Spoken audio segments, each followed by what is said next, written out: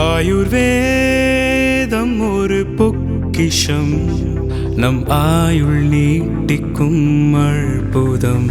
Doctor Srivarma's. 20 வருஷமா நீங்க Thiruvanmiyur cotton ஹவுஸுக்கு கொடுத்துக்கிட்டு இருக்கிற ஆதரவை இனி OMR காரப்பாக்கத்திலையும் தொடர்ந்து கொடுக்கணும்னு வேண்டி கேட்டுக்கொள்கிறேன். Periyar Maniammai Institute of Science and Technology, Tanjavur. B.Tech Biotechnology with specialization in computer science and biology. 2024-25 130 ரூபா கொடுத்தாங்க கிரேட் ஏக்கு, காமனுக்கு 105. அதே போல் 2025-26 கடைசி அவங்க ஆண்டு காலம் முடியும் போது 156 ரூபா, அதாவது கிரேட் ஏக்கு 26 ரூபா அதிகப்படுத்தி 156 ரூபா கொடுத்தாங்க. காமன் கிரேடுக்கு 105லேருந்து 131 கொடுத்தாங்க. இதுதான் அவங்களால இத்தனை ஆண்டு காலமாக இருந்த அரசியல் வாழ்க்கையில் அவங்க பண்ண முடிஞ்சது தான்.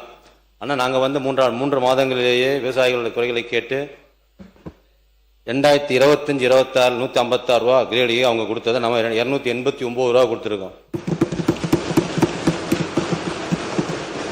காமன் கிரேடில் 131 ரூபா கொடுத்துட்டு இருந்ததை 156 ரூபா அதிகப்படுத்தி கொடுத்துருக்கோம். இது 5 ஆண்டு காலம் மட்டும்தான் சொல்கிறேன். 50 ஆண்டு காலம் எடுத்து பார்த்தாலே 50 ஆண்டு காலம் இதே நிலைமை தான் இருந்துக்கிட்டு இருக்கு. இதை விவசாயிகள் கோரிக்கைகளையும் இருக்கிற சூழ்நிலை தெரிஞ்சுக்கிட்டு சொன்ன மாதிரி அதிகப்படியான ஹிஸ்டரியிலே இல்லாத அளவு அதிகப்படுத்தி கொடுத்துருக்கோம். நன்றி.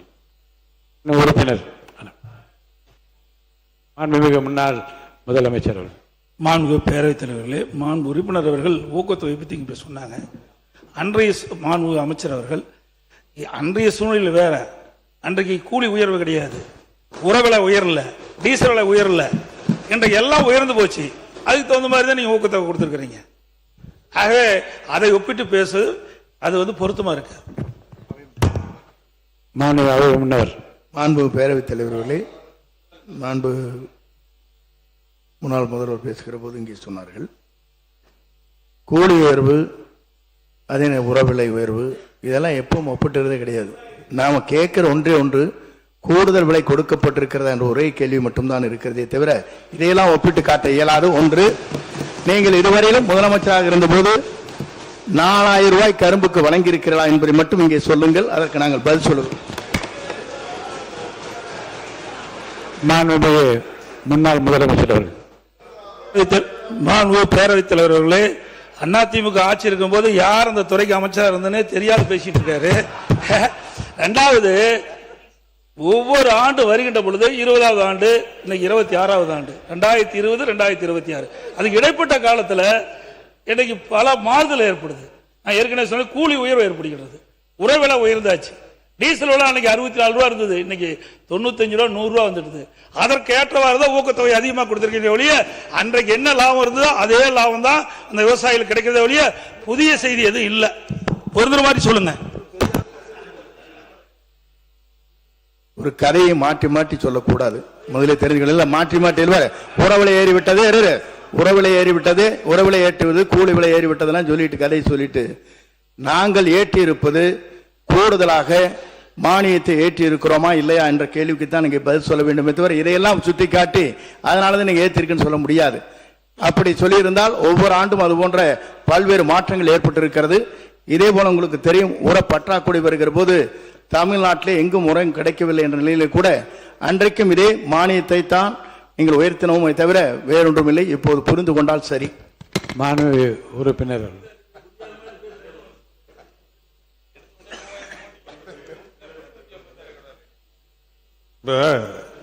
விவசாயிகள் போராட்டம் தொடர்பாக நாங்கள் அறிவிப்பு கட்சி சார்பாக அறிவிச்சிருக்கிறோம். எங்கள் பொதுச் செயலாளர்களுடைய அறிவிப்பிலே பார்த்தீங்கன்னா சென்னையை தவிரன்னு வரும். அதனால் நம்முடைய உணவுத்துறை அமைச்சர் வந்து சென்னையில் குடியிருக்கிறதுனால A to Z வந்து இன்னும் கொஞ்ச நாள் சென்று கற்றுக்குவார். இப்போ எனக்கு தெரியல. இந்த நடப்பு ஆண்டில் விவசாயிகள் நெல்லுக்கு பயிரிடுகிற அடி உரம் இருக்கு இல்லையா, 20க்கு 20, பாமணி 20-20ன்னு பேர், ஒரு மூட்டை 50 கிலோ எவ்வளவு உயர்ந்திருக்கு தெரியுமா? 650 ரூபா உயர்ந்திருக்கு. ஒரு மூட்டை யூரியா 200 ரூபாய் உயர்ந்திருக்கு. இப்ப தமிழ்நாட்டில் எந்த வேலைக்குமே உள்ளூர்ல வேலைக்கு ஆட்கள் கிடைக்கல.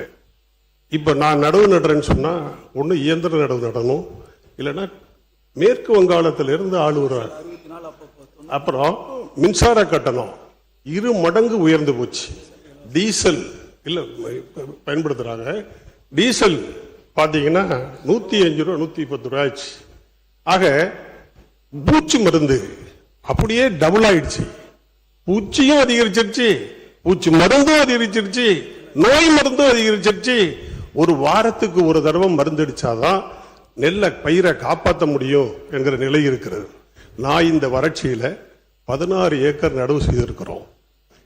டைரக்டர் வந்தாங்க, தோட்டக்கலை டைரக்டர் வந்தாங்க, டிஸ்ட்ரிக்ட் கலெக்டர் வந்தாங்க, வந்து பார்த்தாங்க.